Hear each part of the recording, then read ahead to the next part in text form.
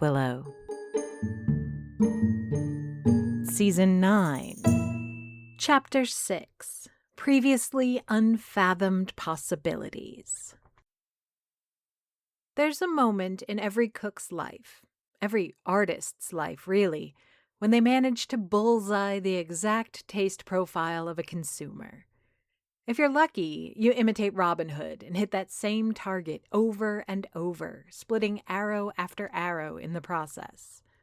Each successful shot, another soul you've touched, another life you've changed, if only a little.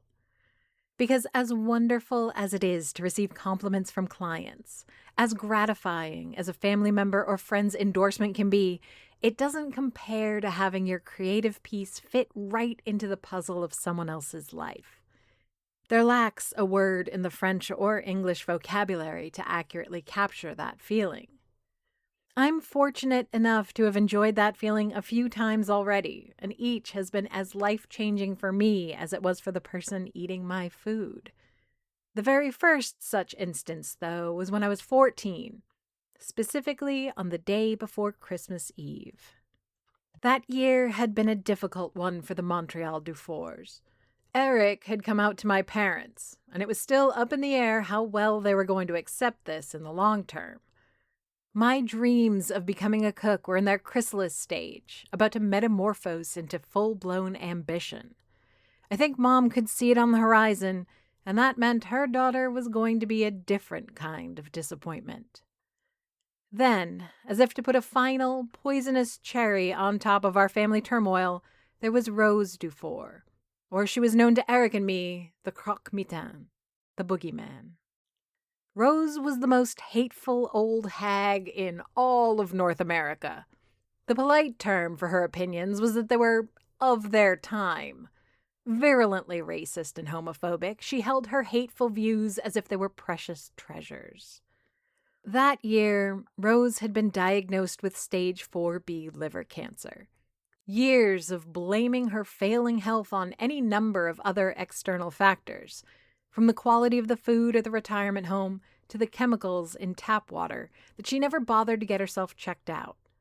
By the time Dad dragged the old monster kicking and screaming to see a doctor, the cancer had spread to her blood vessels and showed signs of metastasis, which invited another battery of tests that Rose declined. So it was decided that we would all go have dinner at the retirement home with Grandma Rose. Dad gave us strict instructions on what topics to avoid and people we shouldn't mention. Meanwhile, Mom asked me to make those ginger cupcakes she likes so much. I would rather have stayed home to read or watch television. I would have picked pulling out my own nails over visiting Rose Dufour, but there was no wiggling out of that one. An entire afternoon I spent working on those cupcakes. 3 batches I made before I was satisfied with the results. Mom was exasperated, complaining that I was wasting food and we just needed a half-dozen cupcakes, not a whole bakery's worth. Still, if I was being strong-armed into making these cupcakes, they were going to be the best I'd ever made. It was everything you might expect from Christmas dinner in a retirement home with a cancerous, literally and metaphorically, old woman. Precious few words were exchanged, insincere hugs were given, and the reheated dry turkey Mom had brought. Like professional figure skaters, Eric and I danced around the myriad of subjects that might trigger Grandma's hate-filled rhetoric with the silent promise that we'd make fun of her later. The hours-long ordeal was stretching to its end when Mom finally pulled out the plastic container with my cupcakes. Everyone complained that it was too much, that they couldn't possibly eat another bite. That is, until Mom cracked open the lid. The crisp smell of fresh candied ginger cut through the aroma of hospital-grade disinfectant and chlorhexidine wipes. Immediately, the whining changed to capitulation. Perhaps just a bite. Maybe we could split one. In the end, everyone had a cupcake. Eric had 2. They were the perfect palate reset. a sweet yet spicy and sharp mouthful that melted on the tongue, erasing the heavy taste of mashed potatoes and greasy turkey meat. I was quietly enjoying both my culinary success and the end to this social ordeal when the skeleton hand of Rose grabbed onto my wrist. Her IV drip swung from the speed of her strike, and I heard her knuckles pop as she fastened her fingers onto my limbs. This sudden act either signaled her final breath or demanded my unconditional attention. And that's when I saw the spark. There, in the eyes of that terrible old woman, my last living grandparent, there was that light for the very first time. It took me a while to understand what really happened. And while I wish I could say my cupcake made her see how terrible a woman she'd been and that she died a few weeks later having repented her sins, that wasn't it. "You should be a cook," she said. No further compliment, no explanation, only that rigid recommendation. But there was an unusual honesty in Rose Dufour's eyes that day. From a woman who struggled to say anything nice about anyone, this command was as heartfelt as anything anyone had ever said about my cooking. If even someone like Rose thought that I should pursue that dream, someone who had not wished good on another human being in years, who could argue with that? My art had broken through. Ginger cupcakes had touched Rose Dufour. Today, I saw that same light in Ian's eyes. Except this time, the context was far more elusive. He had not taken a bite out of the croissants I'd brought him, and I would never take the blame for the coffee he was drinking. Yet something in our conversation had triggered that most profound of reactions. "Something worthy of Aquilo's faith?" I asked, repeating his words back to him. "That sounds a little ominous." Ian is still stirring his milk and sugar into his coffee, making me wonder if he'll ever stop and take a sip. No, he says at last, the spoon between his fingers slowing down a little. "See, it's perfect. Providence, even. The Great Mother is free. The seat of mayor is empty, and where once we could not offer more than a shadow over the city, we now bring life itself to the believers. Tragic though the circumstances that brought us here might be, every tear served to wash the path ahead clean." I bring my mug to my lips, as much to hide behind as to take a sip of black, scalding coffee. Even while attending the ceremonies of the Pilvists last year, I never saw the fever of faith in Ian's eyes. Which makes sense. His was not a blind devotion, but a mystery laid bare at every Mass. He and a small cult would routinely invoke their goddess's power and consume of her seed. When miracle is fact, faith demands nothing. Whatever has a hold of him now isn't as real to him, but in a way far more exciting. That's the other side of the coin. The deeper the mystery, the more obscure the secret, the more possibility lies beyond conviction. Dark waters hide more profound waters, after all. That sounds promising. I look around, realizing that I'm alone in this strange house with Ian. "What do you mean by life itself? Some kind of coaching thing? Are you publishing a book about the Pilvist philosophy?" Bookshelves need another religious awakening memoir about as much as I need to burn my hand a second time, but I could think of worse things than the Pilvist way of life put to pages. Calm, quiet, nature-loving Pilvists, adoring their precious cloud while eating croissants? The world could use more of that kind of dogma. I can almost see it now. The story of Ian Greenwich, and how he built his cult and used his devotion to pave the way into a political career. I'm not even sure it's that original a life path. Smiling, grinning, Ian shakes his head, shattering my hope. No life coaching, no book. With movements as soft as a calm breeze, he sets his untouched mug on the counter. Slender, elegant fingers reach out and caress the top of my right hand. The sudden contact and intimacy sends a shudder up my spine and the muscles in my neck tense. I can feel my jaw set and my features freeze in place. The gift of life, unadulterated and pure, he continues, his fingers on my hand with holy reverence. The power to heal the wounded, cure the sick, and pull back those on the precipice of death. I have nothing but respect for Miss Edna. She's a brilliant woman and a shrewd administrator, but we are at the dawn of a new age. What I have to offer, what we have to give, she cannot match. Taking a step back, I shake my head, as much in denial as confusion. I don't understand, I say, a pinch too much panic between each word. How do you plan on doing all that? Just by becoming mayor? I already know the answer, though. Ian knows about my wounded hand and the source of its miraculous healing. This is what he's talking about, what he plans to offer Aquilo. The power's always been here, he says, walking calmly around the counter, his fingers now intertwined in front of him like a man praying. No one blames you for not exploiting the potential to its fullest. In fact, it's probably for the best that you didn't, that you were given the opportunity to grow into it. But soon it will be time.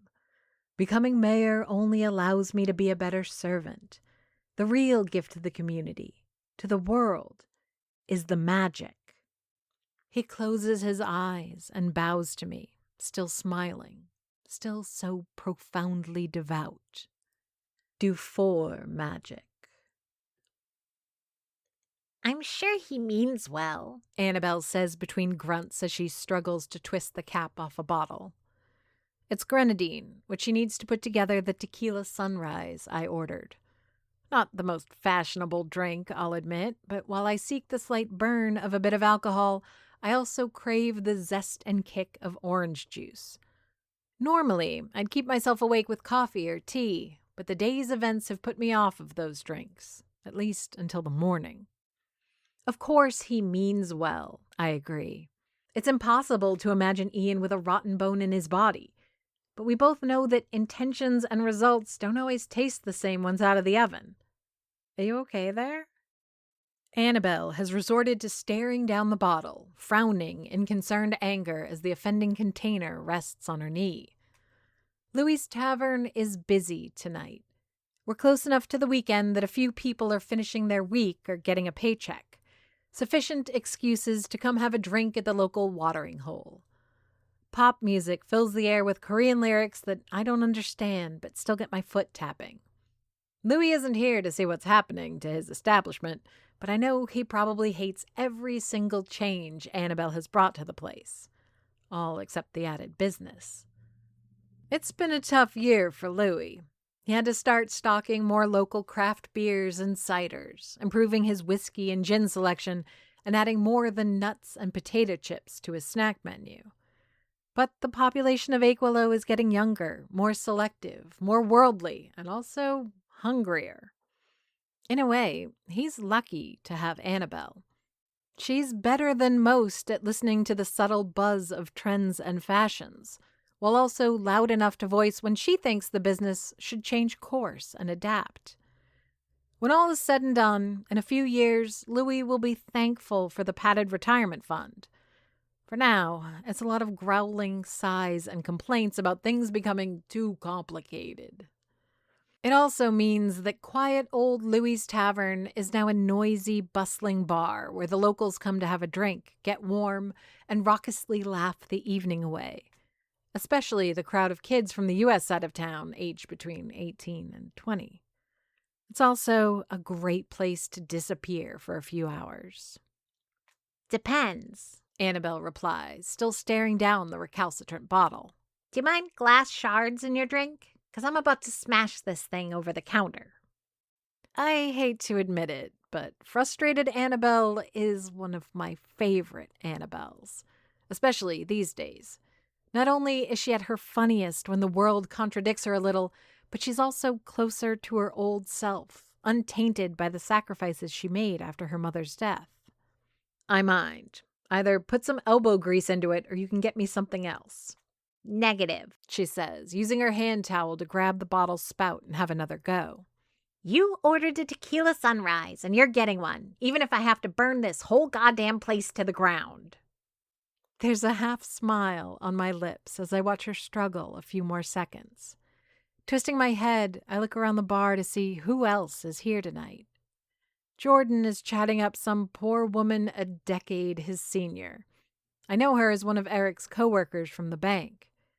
It's hard to tell what their subject of conversation is, but seeing that Jordan has his guitar case leaning on the wall next to him, he is probably at his most annoying. There's Dr. Pavlov, the local veterinarian. They're twisting their hips on the improvised dance floor customers have created by moving tables and chairs around. They're joined by a couple of other people who I recognize as nurses from the local hospital and an EMT. Apparently, they're having a little healthcare celebration. Down the bar, I see a few of the calmer locals, some of Louie's regulars who come here out of habit despite the changes. I know Annabelle will occasionally throw in an oldie or a country song to keep them happy. Besides, as long as there's still beer on tap and a game on the screen, they don't complain, especially now that they can get pizza bites and grilled cheese sandwiches with their drinks. But all the way at the end of the bar, far into the room and out of the light, I spot another familiar face. One that I didn't expect to see here, but one that isn't a surprise either. Anais Comtois. While most everyone is here for fun or to unwind, she's clearly at Louie's for two specific purposes. The first is as obvious as it is ill-advised. The poor woman is drowning sorrows. The second I get, but it's one of those verities I think most people will not admit to openly. A truth that, no matter how understandable, brings with it baggage and shame. Anais is taking a break. I wouldn't dream of pretending that I know the burden that comes with caring for a dying child, even one as bright and optimistic as Nisha, but I can at least extend some empathy for the toil it demands. Nope. Annabelle's voice cuts through the Korean pop. She saw me getting up, guessing what I was going to do next, what comes naturally, what any friend would do for another. If she wanted to cry on your shoulder, she'd have gone for coffee, not 5 fake ciders and a Lafroig chaser. Woman probably gets 1 hour alone a day. She gets to spend it however she wants. Good God, I whisper, but my expression conveys my shock just as well, despite the volume. Right? Annabelle adds between grunts, the obstinate bottle still holding strong. Not the combination I would have gone for myself, but I don't spend my life in hospitals inhaling disinfectant fumes. I look at my friend struggling with the bottle of grenadine for another minute, her face getting increasingly red and her eyes bulging with each effort. It's almost cartoonish how pig-headed she is about this minor problem. Have you tried running it under hot water? I recommend, wondering if I'll ever get my drink. I'm gifted with a withering glare as a reply. Not my first rodeo, Miriam, she says, then redoubles her efforts.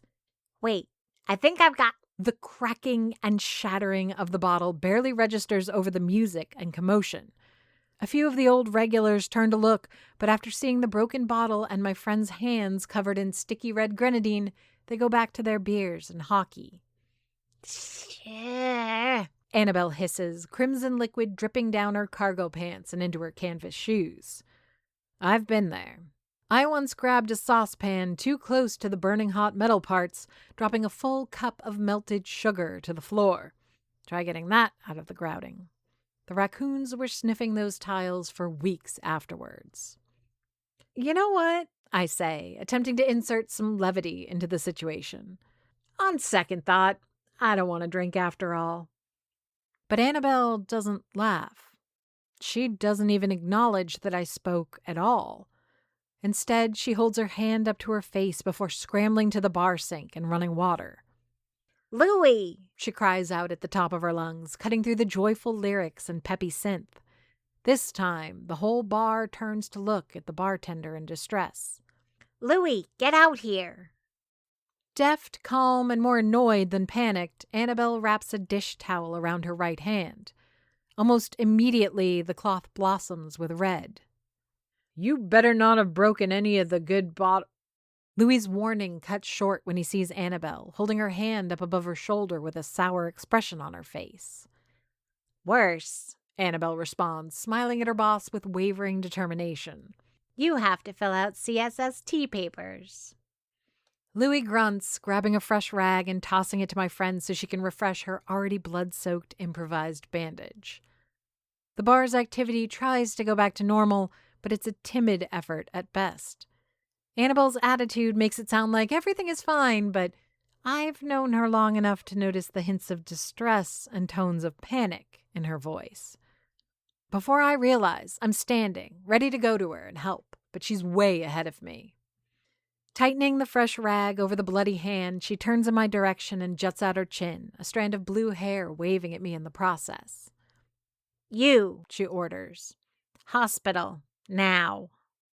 Without a word, I obey, taking her by the elbow and leading her outside the bar.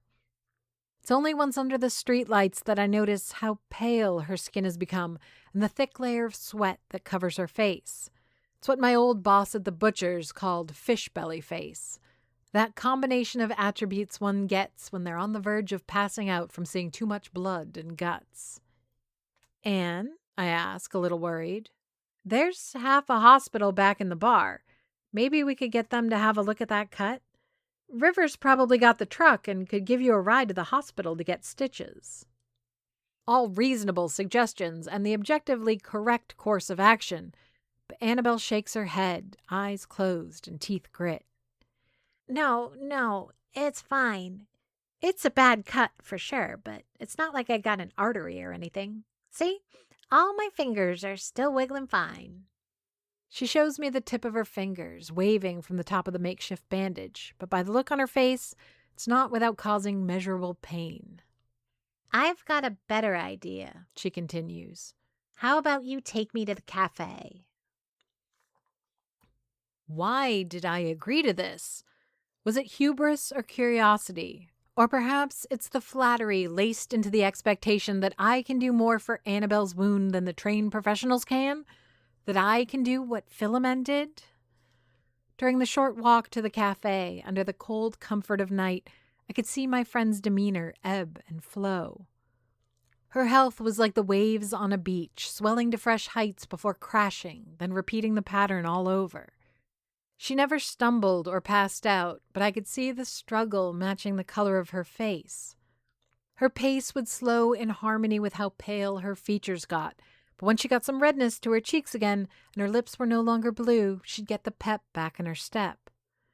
This tug of war was echoed in my conviction. More than once, I made the decision to take her to the clinic instead, only to decide otherwise as I pull out my phone to call a cab. Now I'm back behind the counter of the Aquilo. The dim lights above the register in the kitchen serve as our only illumination, offering a modicum of privacy as we go about the business of fixing Annabelle's hand. As always, Stefan has done an impeccable job cleaning up when he left, leaving me with as close to surgical conditions as can be expected in a food service establishment. Bad week for right hands, Annabelle says, still holding her arm up while sitting on a stool. She gave her wound a fresh rinse in the kitchen sink and is currently ruining one of my tea towels with more of her blood. I'll have to do a round of disinfectant on all my food surfaces again once we're done with this fresh adventure. A hassle, but not a big deal. And certainly not the first time someone has bled at the Aquilo. A few drops have found their way onto the pages of the Dufour family recipe book, though. Again, not the first taste of blood the antique tome has had, but after my kitchen was turned into an abattoir, the presence of hemoglobin where I cook has gained a bitter aftertaste. I hate to admit it, but Philomene is right. I should go through this book again, this time with an eye towards each recipe's potential, not just as meals and snacks, but for their more mystical application. As I flip through the pages, going from recipes for hearty beef stew to delicate rosewater-infused syrup, I'm faced with a disappointing reality. Everything in this book has a magical purpose, and I've barely used a dozen with that in mind, though I have borrowed ideas for twice that many just to taste them. We should have gone to the hospital, I repeat again, scratching the back of my head, leafing through the pages with all the respect due such an artifact. My hand's not gonna fall off, Miriam, Annabelle says, leaning her chin on her left arm to get a better look. and if it doesn't work, I'll call a cab and get some stitches. But I have to see. Madeline's elegant cursive is contrasted with Philomen's aggressive scratches and Melody's efficient diagrams. Each Dufour woman's writing is as distinct as the recipes they contributed to the grimoire. I've found myself gravitating mostly towards Doris's food for the familiarity of contemporary cuisine, but I've also been charmed by Elaine's choice of meals. Yet I can't remember seeing anything about a healing chutney or mending broth. I understand what Annabelle means, though. I, too, would like to see. What happens when I stop being so reactive and only applying magic to my cooking when there's a demon to slay or a ghost to banish? What if I can heal more than the occasional broken heart or homesick stomach? What if Philomen is right, and I could have healed my hand before burn turned to scar? But even that curiosity doesn't compare to the hunger in Annabelle's voice. That girl wants the magic like a dancer's hips want to move, and like an octopus craves the ocean. I get that too. She was born into a world of magic, but always just existing on the periphery. She could see it, touch it, dance with it in the woods, but never own it. Until I came along. Now she's soaking in it. And all the while, I just want out. But I have a responsibility to at least try my best. All right, I whisper, defeated but triumphant. This one's a good place to start. Magic, at least cooking magic, is as much about intent as it is about having the right ingredients. Or so I'm told. It's not just about picking the correct recipe and applying it by rote application. Everything from the acquisition of spices and seasonings has to be done with purpose. Choosing meat that is sourced properly, growing your own herbs and vegetables when possible, you have to have your hand in everything. And the more intent is in every step of the process, the more potent the spell.